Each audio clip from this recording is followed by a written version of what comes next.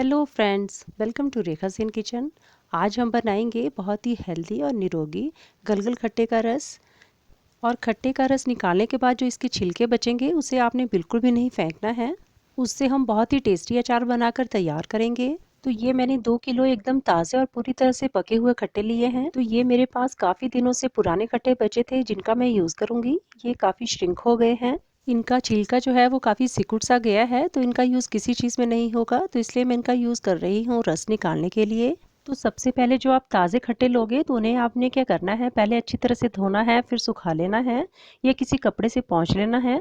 फिर इस तरीके से चकले पे उन्हें आपने इस तरीके से ठपठा पाना है ताकि ये थोड़े सॉफ्ट हो जाएं। इनको इस तरीके से सॉफ्ट करने से रस बड़ी इजीली निकल जाता है। अभी मैं ताज़े 6-7 खट्टों को इस तरीके से सॉफ्ट करूंगी, क्योंकि मेरे पास पुराने खट्टे भी हैं। अभी पुराने खट्टे से मेरा कितना रस निकलता है उसके अकॉर्डिंग ही मैं ताज़े खट्टे का यूज़ करूंगी। तो इस तरीके से आपके पास जितने भी खट्टे हों इस तरीके से आपने पहले इनको सॉफ्ट कर लेना है। अब आप कांच या स्टील का बाउल ले लें, उसमें 2-3 बड़े चम्मच जो है वो नमक डाल लें और बाउल के ऊपर इस तरीके का बड़ा सा स्ट्रेनर रख लें ताकि बीज जो है वो स्ट्रेनर में रह जाए। तो पहले मैं अपने पुराने खट्टों का यूज़ कर रही हूँ, क्योंकि बाद में इनका मेरा कोई भी यूज़ नहीं होगा। तो इसलिए इस तरीके से हमने इनको निचोड़ के इनका रस निकालना है। दोनों हाथ के अंगूठे से हमने इस तरीके से इनको दबा दबा कर प्रेस करना है ताकि सारा रस जो है वो इसका निकल जाए। आजकल खट्टे का सीज़न है, तो ऐसे पके हुए गलगल खट्टे आपको किसी भी सब्जी वाले की दुकान पे आसानी से मिल जाएंगे। ये रस हमारे ब्लड सर्कुलेशन को सही रखता है, कोलेस्ट्रॉल को कम करता है और विटामिन सी इसमें भरपूर मात्रा में होता है। इसका सेवन हमारे बालों और हमारे चेहरे की चमक के लिए तो बहुत ही बढ़िया होता है।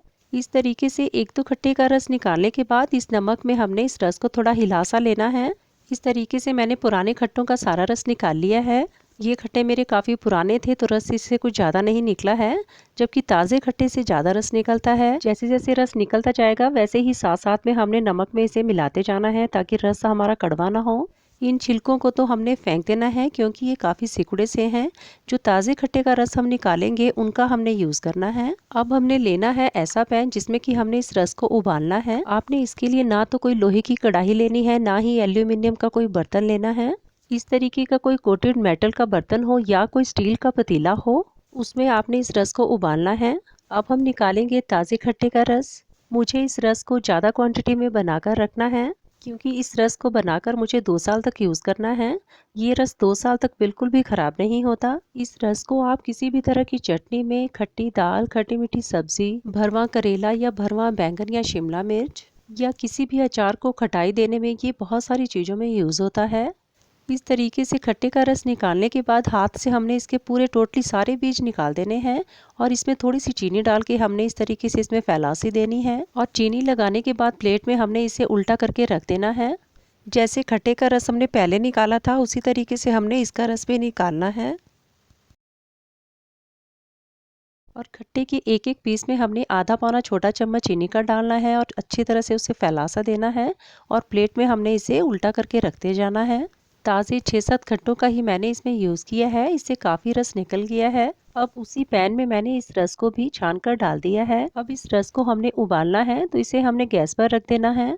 खट्टे के एक एक पीस को मैंने साथ साथ में ही चीनी लगाकर इस तरीके से उल्टा करके रख दिया था ताकि हवा लगने से ये कड़वे ना हो।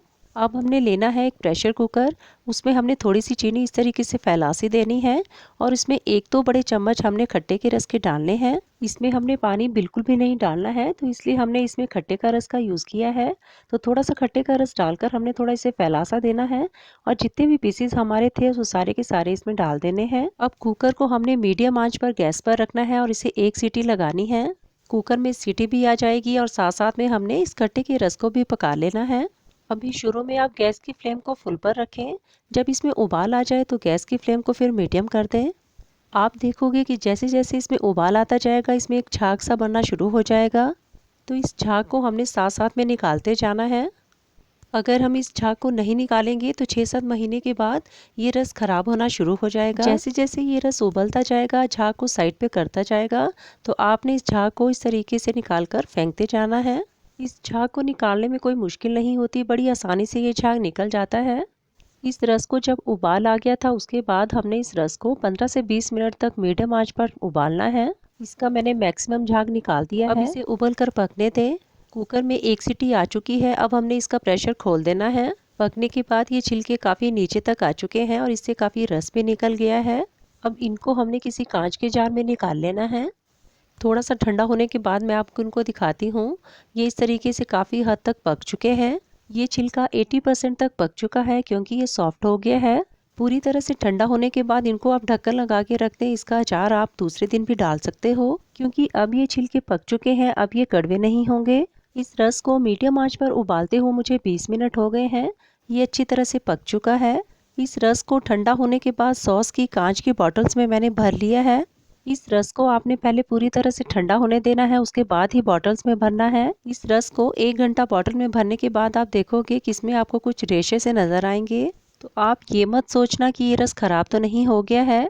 बॉटल को आपने शेक करना है, उसे अच्छी तरह से हिलाना है, फिर इस रस को यूज़ कर लेना है। गलगल खट्टे में साइट्रिक एसिड ज़्यादा होता है, उसकी वजह से ये रेशे दिखते हैं। अब इन रस की बॉटल्स को आपने फ्रिज में रखना है। ये रस आपका 2 साल तक बिल्कुल भी ख़राब नहीं होगा। अब हम बनाएंगे खट्टे के छिलकों का बहुत ही मज़ेदार और टेस्टी अचार। इनका अचार मैं दूसरे दिन में बना रही हूँ। तो आपने क्या करना है, इसके अंदर जो गूदा होता है उसे हमने थोड़ा आधा सा निकाल लेना है क्योंकि इसमें ज़्यादा गूदा होता है। जो छिलके वाला जो पोर्शन होता है गूदे में, उसे हमने निकालना है।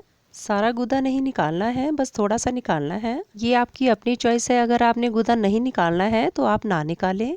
अब इस तरीके से हमने इसके लंबे और पतले पीसेस कर लेने हैं जो देखने में भी अच्छे लगे। एक बाउल हमारा भरकर खट्टे के छिलके का हो गया है। आधा बाउल चीनी से हमने 4-5 छोटे चम्मच कम हमने चीनी लेनी है। जो कुकर में उबालते टाइम रस निकला था उसे भी हमने छानकर इसमें डाल देना है। और 1-2 चम्मच हमने इसमें खट्टे का रस डाल देना है क्योंकि इसमें हमने पानी का बिल्कुल भी यूज नहीं करना है। अब पैन को हमने मीडियम आंच करके गैस पर रख देना है और इसे हमने लगातार हिलाते जाना है जब तक चीनी मेल्ट ना हो जाए। और इसमें हमने डालना है स्वादानुसार सेंधा नमक और अच्छा सा कलर देने के लिए 1 चम्मच काश्मीरी लाल मिर्च पाउडर।